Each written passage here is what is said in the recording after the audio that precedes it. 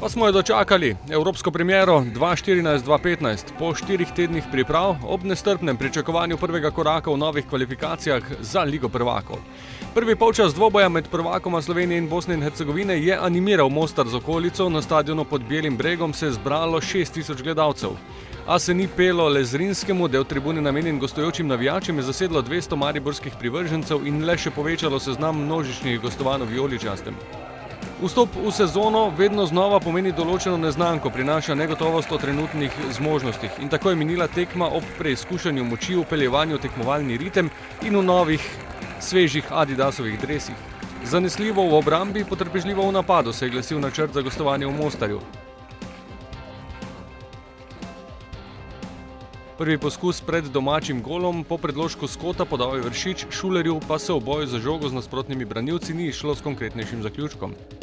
Najlepša priložnost je ostala zabeležena sredi prvega polčasa, ko je po priborjeni žogi Vršič nadaljeval akcijo po robu kazenskega prostora, podal na levo stran do Ibrahimija, ki je utekel proti golu, ciljal po tleh v nasprotni kot, a se mreža ni zatresla.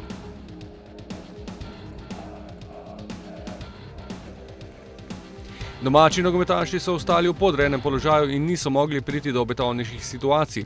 Največji odziv na tribuni je izzvala akcija s poskusom Stojanovića, ki mu Handanović ni dovolil veselja.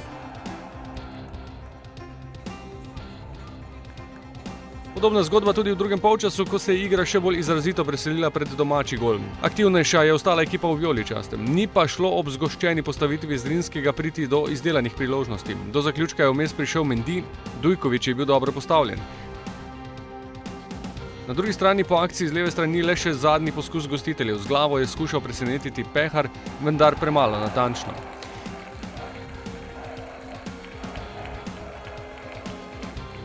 Bolj kot se je tekma bližala koncu, vse bolj se je žoga selila pred kazenski prostor prvaka Bosne in Hercegovine. Toda želenega gola nismo dočakali tudi po udarcih Fajića in Tavaresa.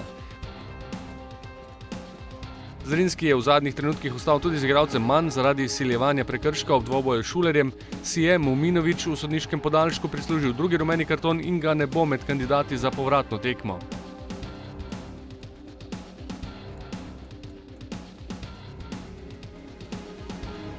Med zadnjimi poskusi ni uspelo dokončati akcije po željah Boharju.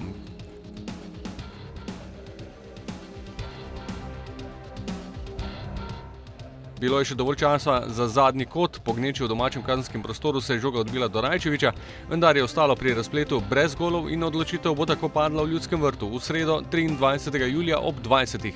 v povsem drugačnih okoliščinah, na lepšem igrišču in ob izjemnem vetru v hrbet z vijoličnih tribun.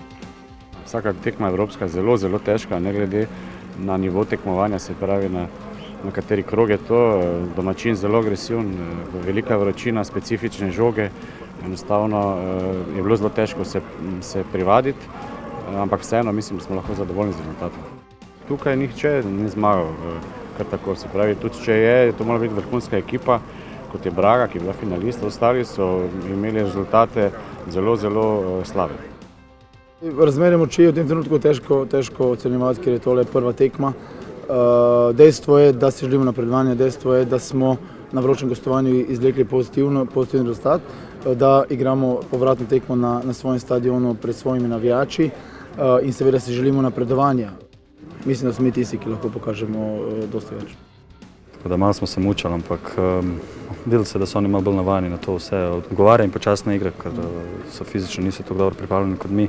Potem nas malo spavajo, ampak jaz mislim, da pred polnim Ljudskim vrtom z našo dinamiko in mislim, da bo dosti bolj zgledano. Malo smo slabo začeli, vedeli smo, da bo dosti pritisnili, kar so tudi pokazali na igrišču prvih 25 minut. V drugem polčasu smo pa nastopili mi na plin, so se oni malo ustavili, težko igrišče, žoge tu drugačne kot pri nam. Tako da eto, točko smo izvlekli, bi rekel, tako da zdaj pa doma čaka povratno tekmo.